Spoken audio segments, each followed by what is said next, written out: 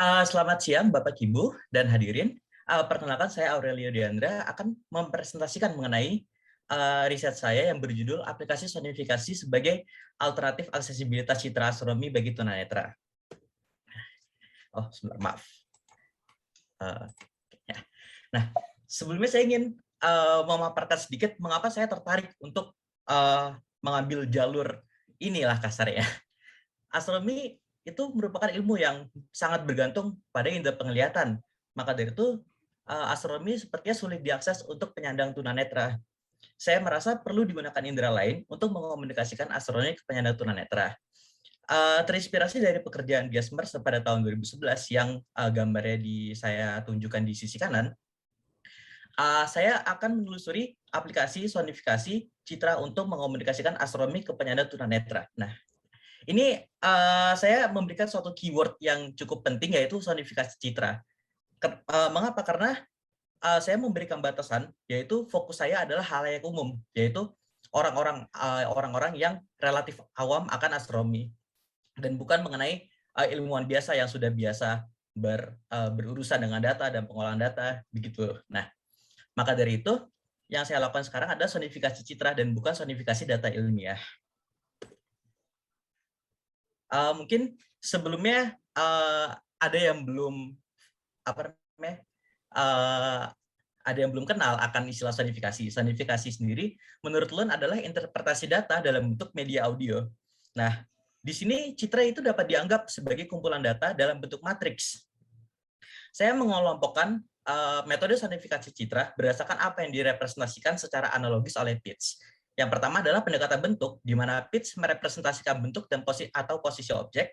Dan yang kedua adalah pendekatan warna, di mana Pitts merepresentasikan warna objek. Sebelumnya saya ingin bertanya, apakah suara di latar belakang terdengar? Maaf, saya ingin bertanya, apakah suara di latar belakang terdengar?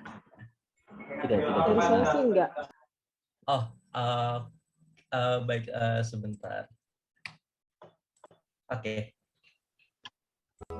Nah, dari sekarang. Oke, baik. Nah, suara yang didengar di belakang ini adalah sonifikasi dari gugus bola NGC 1851 yang dilakukan oleh NASA. Nah, sonifikasi ini, dalam sonifikasi ini, Pitts merepresentasikan posisi bintang terhadap pusat gugusnya, di mana semakin jauh bintang, maka pitch yang terdengar akan semakin tinggi. Lalu warna bintang itu merepresentasikan pemilihan instrumen itu didasari dari warna bintang, maka dari itu bisa terdengar pemilihan instrumen yang cukup beragam di sonifikasi ini. Maka dapat dikatakan bahwa sonifikasi ini adalah sonifikasi dengan metode pendekatan bentuk. Nah, yang saya ingin membagikan mengenai diagram air dari sonifikasi citra saya. Yang ini sudah kasarnya cukup sederhananya. Dari gambar input, dari gambar input, saya akan masukkan ke dalam suatu proses tahap pemrosesan citra, di mana nanti hasilnya akan saya sonifikasi langsung dan akan dihasilkan output berupa file MP3. Nah, saya menggunakan gambar input contoh, yaitu gambar Saturnus, yang ini mungkin cukup terkenal lah ya. Nah, dari gambar input ini, saya membayangkan bahwa saya membayangkan untuk menggambar Saturnus ini dalam suatu MIDI piano roll. Itu gambaran umum dari sonifikasi yang saya lakukan. Nah, metode dalam tanda kutip menggambar ini dapat dinamakan sebagai MIDI art. Nah, saya melakukan otomasi dari proses convert dari gambar input menjadi MIDI ini dengan cara saya melakukan thresholding untuk mengambil bentuk terluarnya dari objek yang ada dan mengambil bentuk-bentuk yang saya katakan sebagai kepenuhannya, di mana kepenuhan ini dapat diterjemahkan sebagai kedalaman optisnya. Nah, kedua gambar ini akan disonifikasi secara terpisah, dan akan menghasilkan suatu file MIDI, di mana file MIDI ini nanti akan digabung dan akan dilakukan beberapa pemolesan akhir di mana penambahan instrumen dan penyesuaian nada sehingga tidak terlalu terdengar disonan, maka akan menghasilkan suara seperti ini untuk gambar Saturnus ini.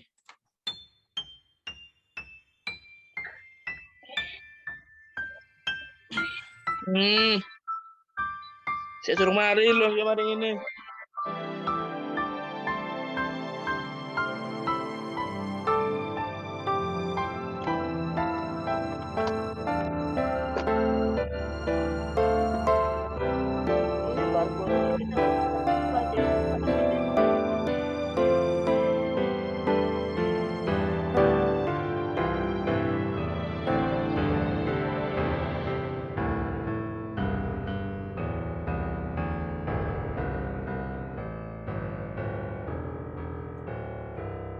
Oke, nah dari situ untuk sebagai gambaran singkat mengenai bagaimana saya mengubah gambar ini menjadi suara seperti tadi, saya pertama kali meresize gambar menjadi 88 pixel, di mana 88 itu merupakan nada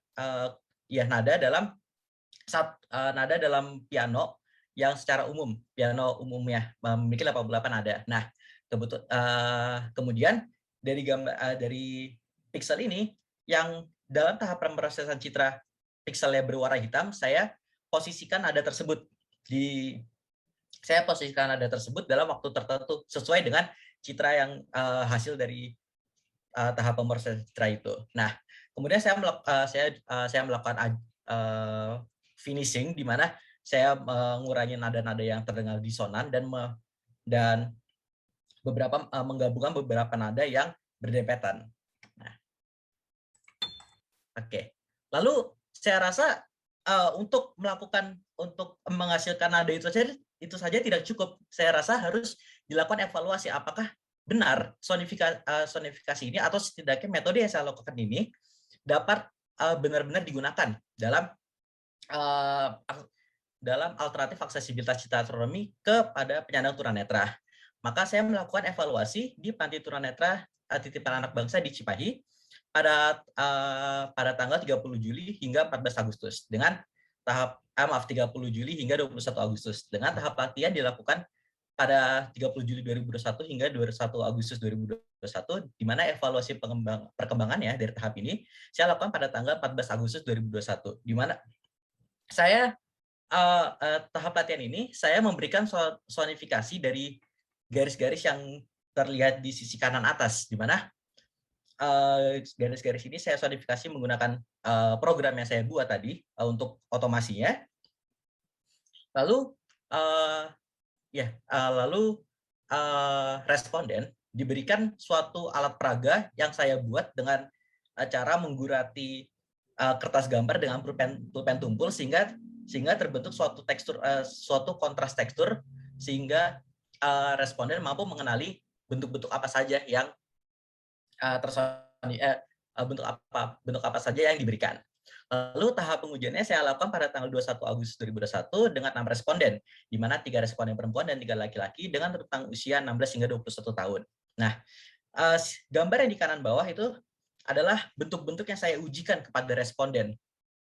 Nah, bentuk-bentuk ini sebagian besar adalah kumpulan dari bentuk-bentuk yang bentuk-bentuk yang sudah saya berikan sebagai latihan dari bisa dilihat juga di gambar kanan atasnya. Nah, yang saya dapati adalah ya maaf. Bentar, tinggal 1,5 menit. Oke, baik. Terima kasih. Nah, yang saya dapati dari evaluasi adalah kesuksesan sonifikasi citra ini, persepsi citra ini setidaknya menggunakan metode sonifikasi ini bergantung pada keberhasilan melatih persepsi responden, melatih persepsi bentuk dengan suara. Nah, didapati pula bahwa responden lebih mudah mempersepsi sonifikasi garis lurus dibandingkan garis lengkung. Tetapi ketika saya berikan suara yang sudah didengar tadi melalui sonifikasi Saturnus, ini ke-6 responden mendeskripsikan bahwa bentuk yang paling dominan terdengar adalah bentuk-bentuk lingkaran atau bentuk-bentuk melengkung yang merupakan atau setidaknya komponen dari suatu garis lingkaran ini. Nah, saya rasa hal ini diakibatkan karena suara dari garis melengkung ini sangat mendominasi dalam citra Saturnus ini. Lalu saya juga merasa adanya pengaruh dari kondisi latihan dan kondisi pengujiannya yang saya lakukan. Nah, saya merasa tahap latihan yang saya lakukan itu kurang efektif dikarenakan latihannya kurang intensif serta waktu yang diberikan itu kurang.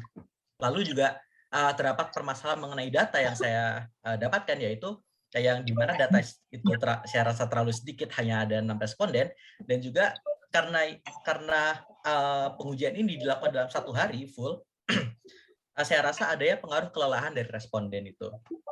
Nah, saya mendapat dalam riset saya ini, saya mendapati kesimpulan bahwa untuk merancang program sonifikasi dari citra ke bentuk suara itu dapat dilakukan setidaknya secara semi otomatis. Lalu metode terancang ini saya rasa bisa menjadi metode alternatif untuk mengomunikasikan astronomi, tetapi perlu latihan tertentu agar komunikasi astronomi dapat tersampaikan dengan baik. Akan tetapi kembali lagi, karena responden uji yang saya lakukan terlalu sedikit, saya menyadari bahwa kesimpulan ini saya rasa kurang kuat. Nah, berikut adalah daftar pusaka yang saya gunakan pada riset kali ini. Dan sekian dan terima kasih. Kurang lebihnya mohon maaf apabila saya ada kesalahan kata. Terima kasih. Terima kasih banyak untuk presentasinya yang luar biasa menarik. Apakah ada pertanyaan? Boleh raise hand atau bisa ditanya di chat. Kalau belum ada, saya mau nanya satu pertanyaan. Sonifikasi ini apakah nantinya akan ditujukan untuk edukasi ataukah juga untuk riset? Dalam artian untuk bisa digunakan oleh mahasiswa riset, terutama mahasiswa yang punya permasalahan dengan untuk mahasiswa tunanetra. Oke. Saya untuk sekarang proyeksi yang saya lakukan, saya hanya lakukan ini sebagai pengenalan saja kepada tunanetra yang awam, karena kembali lagi basis yang saya lakukan adalah hanya sonifikasi citra itu. Tapi saya rasa bukan hal yang cukup sulit untuk memodifikasi dari sonifikasi citra menjadi sonifikasi data secara umum sehingga dapat digunakan untuk riset begitu. Oke, terima kasih. Satu pertanyaan lagi dari Bu Nana. Pekerjaan luar biasa, Mas Aurelio ingin tahu apakah ada kesempatan membandingkan cara sonifikasi ini dengan pendekatan tactile, barangkali baik juga untuk multisensory approach. Terima kasih. Oke. Saya sebenarnya merasa bahwa pendekatan tactile itu lebih baik dalam mengomunikasikan astronomi karena bentuk itu lebih mudah dipersepsi secara tactile. Tetapi saya merasa dalam pandemi ini saya merasa bahwa pendekatan secara sonifikasi juga ada perlunya karena sangat sulit untuk mengkomunikasikan astronomi secara tactile apabila kita dibatasi oleh jarak seperti ini begitu. Jadi untuk dalam jarak jauh sepertinya sonifikasi tetap ada kegunaannya. Tetapi apabila bisa untuk multisensori, saya rasa yang tadi saya sudah paparkan di cukup awal, di mana sonifikasi dalam pendekatan suara, di mana warna itu direpresentasikan secara pitch dan bentuk dapat direpresentasikan melalui sentuhan begitu. Itu yang saya sebelum melakukan riset ini, sejujurnya itu yang saya pikirkan dari awal begitu, di mana warna itu saya representasikan dengan pitch dan bentuk itu saya representasikan dengan tactile begitu.